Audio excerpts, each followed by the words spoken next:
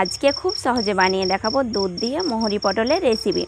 যেসব বন্ধুরা পটল খেতে একেবারে পছন্দ করো না তারাও আঙুল চেটে ভাত খাবে এই পটলের রেসিপিটা একবার খেলে। এতটাই দুর্দান্ত স্বাদের হয়, বাড়িতে মাছ মাংস না থাকলে চিন্তা করবে না, ঝটপট বানিয়ে নাও মোহরি পটলের রেসিপিটা। আর এই মোহরি পটলটা বানাতে আমি এখানে নিয়েছি 5টি পটল। পটলের ওপরের খোসাটাকে আলতোভাবে চেঁচে নিয়ে অর্ধেক করে কেটে নিলাম। এবার দিয়ে দিচ্ছি লবণ, হলুদ আর লঙ্কা গুঁড়ো। এই 3টি উপকরণ দিয়ে ভালোভাবে পটলগুলোকে মেখে নেব। লবণ দিয়ে কিছুক্ষণ মাখিয়ে রাখলে পটলটা অনেক নরম হয়ে যায় আর পরবর্তী কাজগুলো করতে আমাদের সুবিধে হয়। হাত দিয়ে একটু ঘষে ঘষে মেখে নেবে। আর বন্ধুরা, তোমাদের একটা কথা মনে করিয়ে দিই, অবশ্যই আমার ভিডিওটা তোমাদের ভালো লেগে থাকলে একটা লাইক করবে আর চ্যানেলটাকে সাবস্ক্রাইব করে আমার সঙ্গে থাকবে, ছোট্ট ছোট্ট কমেন্টগুলো করবে। এবার মেন উপকরণ নিয়েছি মোহরি। আমি 4 চামচ মেপে 2 চামচ পরিমাণে মোহরি, 2 টুকরো পরিমাণে দারচিনি দিয়ে একটু হালকাভাবে ভেজে নেব। আঁচটাকে একদম লোতে রেখে একটু হালকাভাবে ভেজে নেবে। ভাজা হয়ে গেছে, এবার আমি নামিয়ে গুঁড়ো করে নেব মিক্সিং জারের মধ্যে। তারপরে আমি ওই একই প্যানের মধ্যে দিলাম 3 চামচ পরিমাণে সরষের তেল। তেলটা একটু গরম করে নিয়ে তেলের মধ্যে পটলগুলোকে ভেজে নেব। একে একে পটলগুলোকে তেলের মধ্যে দিয়ে দিচ্ছি। সমস্ত পটল আমি দিয়ে দিলাম। এক পাশ হয়ে গেছে, এবার আর এক পাশ করে দিচ্ছি। আর বন্ধুরা, আঁচটাকে একেবারে কমিয়ে পটলগুলোকে ভাজবে। হালকাভাবে পটলগুলোকে ভেজে নিতে হবে। এবার 2 পাশ উল্টে পাল্টে পটলগুলোকে ভেজে নেব। আর বন্ধুরা, পটলটাকে ভেজে নিলে পটলের স্বাদটাই বেড়ে যায়। অবশ্যই তোমরা হালকাভাবে পটলগুলোকে ভেজে নেওয়ার চেষ্টা করবে। আর দেখো বন্ধুরা, পটলের মধ্যে খুব সুন্দর একটা কালার চলে এসেছে। এর থেকে আমি পুড়িয়ে ভাজবো না। এবার আমি একটা প্লেটের মধ্যে পটলগুলোকে উঠিয়ে নিচ্ছি। পটলগুলোকে একে একে আমি প্লেটের মধ্যে উঠিয়ে নিয়েছি। আর ওই একই প্যানের মধ্যে দিয়ে দিচ্ছি আলু। এখানে আমি একটা বড় সাইজের আলুকে একটু লম্বা করে কেটে নিয়েছি। আলুটা দিলে পটল মোহরিটা খেতে আরও বেশি ভালো লাগে, তাই বন্ধুরা চেষ্টা করবে একটা আলু দেওয়ার। আলুটাকেও আমি হালকা করে ভেজে নিচ্ছি। আলু পটল অবশ্যই একটু ভেজে নেবে, তাহলে রান্নার স্বাদটা বেশি ভালো লাগবে। এবার আমি চুলোর মধ্যে একটা কড়াই বসিয়ে দিয়ে দিলাম 4 চামচ পরিমাণে সরষের তেল। তেল গরম হয়ে গেছে, এবার আমি দিয়ে দিচ্ছি ছোটো চামচের 1 চামচ লঙ্কা গুঁড়ো আর ছোটো চামচের 1 চামচ মোহরি। মোহরিটাকে এরকম পেস্ট করে আমি নিয়েছি। এবার আমি ভালোভাবে মোহরি আর লঙ্কা গুঁড়োটাকে নাড়াচাড়া করে তেলের সঙ্গে মিশিয়ে নেব। আঁচটাকে একেবারে এই সময় আমি লোতে রেখেছি। আর বন্ধুরা, অবশ্যই একটু খেয়াল করবে যেন মশলাটা পুড়ে না যায়। এবার দিলাম আধা চামচ পরিমাণে হলুদের গুঁড়ো। বন্ধুরা, কালারটা খুব সুন্দর আসবে একটু লঙ্কা গুঁড়ো তেলের মধ্যে অ্যাড করলে।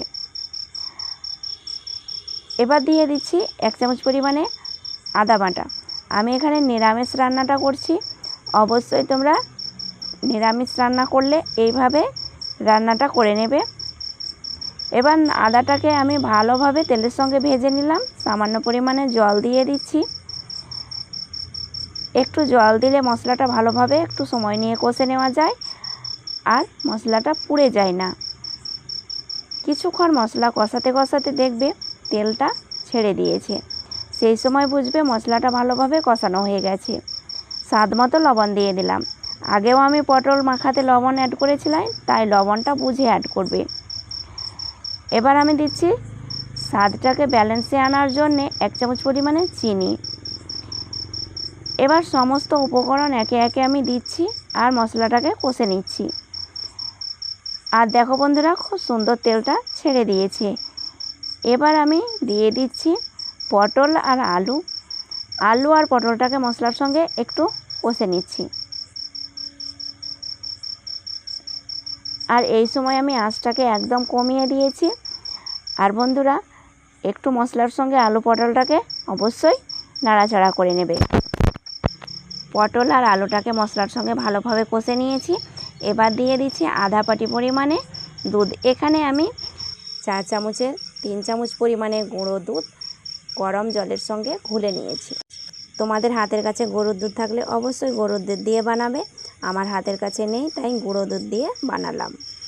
এর মধ্যে কোনো রকম জল ব্যবহার করব না, পুরো রান্নাটা এই দুধ দিয়েই বানাবো। আর বন্ধুরা, দুধ দিয়ে বানানোর ফলে এই রেসিপিটা এতটাই টেস্টি হয়, তোমরা না খেলে বুঝতে পারবে না। অবশ্যই তোমরা একদিন হলে বাড়িতে ট্রাই করে দেখতে পারো। এবার ভালোভাবে একটু খুন্তি দিয়ে নাড়াচাড়া করে ঢাকা চাপা দিচ্ছি প্রায় 7 থেকে 8 মিনিট পর্যন্ত। আর দিয়ে দিচ্ছি কাঁচা লঙ্কা দুটো ফ্লেভারের জন্যে। 7-8 মিনিট পর ফিরে আসছি। প্রায় আমি 8 মিনিট মতো ঢাকা দিয়েছিলাম। আলু পটলটা যেন পুরোপুরিভাবে সেদ্ধ হয় ততক্ষণ পর্যন্ত জাল করে নেবে। এবার তোমাদের একটু কাছ থেকে দেখাচ্ছি একটা আলু খুন্তি দিয়ে ভেঙে। দেখো বন্ধুরা, খুব সহজে দুভাগ হয়ে যাচ্ছে। আলু আর পটলটা পুরোপুরিভাবে সেদ্ধ হয়েছে। এবার সব থেকে মেন উপকরণটা আমরা অ্যাড করব। মোহরি পটলের মধ্যে এই উপকরণটা অ্যাড করলে মোহরি পটলের স্বাদটা একেবারে চেঞ্জ হয়ে যায়। এবার আমি মশলাটা তৈরি করে নিচ্ছি। চুলোর মধ্যে একটা কড়াই বসিয়ে দিয়ে দিচ্ছি 1 চামচ পরিমাণে ঘি। 1 চামচ পরিমাণে অবশ্যই তোমরা ঘি দিয়ে বানাবে। সাদা তেল দিয়ে বানালে কিন্তু ফ্লেভারটা এত সুন্দর পাবে না, তাই অবশ্যই চেষ্টা করবে ঘি দিয়ে তৈরি করার। 1 চামচ ঘিয়ের মধ্যে দিয়ে দিচ্ছি আধা চামচ পরিমাণে মোহরি। মোহরি আর ঘিটাকে ভালোভাবে একটু নাড়াচাড়া করে ভেজে নেব। আঁচটাকে একেবারে কমিয়ে মোহরি আর ঘিটাকে ভেজে নিলাম। খুব একটা সুন্দর ফ্লেভার বার হতে শুরু করেছে, সেই সময় নামিয়ে নিচ্ছি। সঙ্গে সঙ্গে আমি পটলের মধ্যে দিয়ে দিলাম। আর বন্ধুরা, অবশ্যই তোমরা এই মোহরির ফ্লেভারটা আরও বেশি পেতে চাইলে এই কাজটা করে নেবে। খুন্তি দিয়ে হোক বা কড়াইটাকে একটু নাড়াচাড়া করে হোক, এইভাবে ঘিটাকে পুরো পটল আলুর সঙ্গে মিশিয়ে নেবে।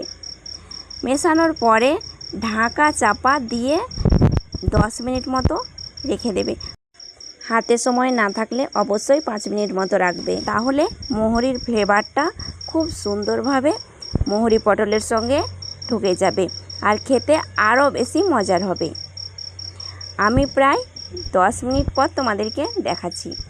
আর বন্ধুরা, এই রকম মোহরি পটলের রেসিপিটা একবার তোমরা ট্রাই করে দেখতে পারো, খেতে হয় দারুণ মজার। বন্ধুরা, গরম গরম ভাতের সঙ্গে, লুচি পরোটার সঙ্গে, যেটার সঙ্গে খাবে খুব ভালো লাগবে। এই রকম দুর্দান্ত স্বাদের রেসিপিগুলো হোটেল বা বড় বড় রেস্টুরেন্টেই পাওয়া যায়। এতটাই সুস্বাদু হয়, একবার খেলে ভোলা যায় না। আজ তাহলে এই পর্যন্তই, দেখা হচ্ছে পরের ভিডিওতে। ভালো থাকবে, সুস্থ থাকবে, ধন্যবাদ।